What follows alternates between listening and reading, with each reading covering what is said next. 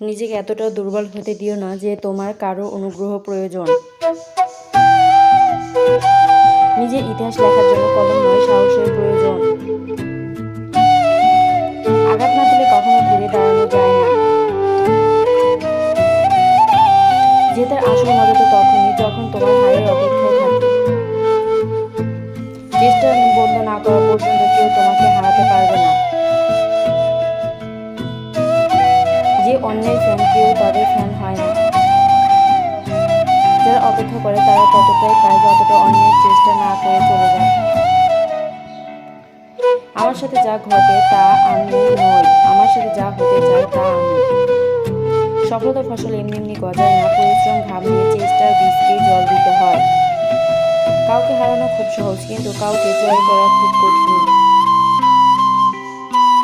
যতক্ষণ না কিছু করবে ততক্ষণ অসম্ভব বলে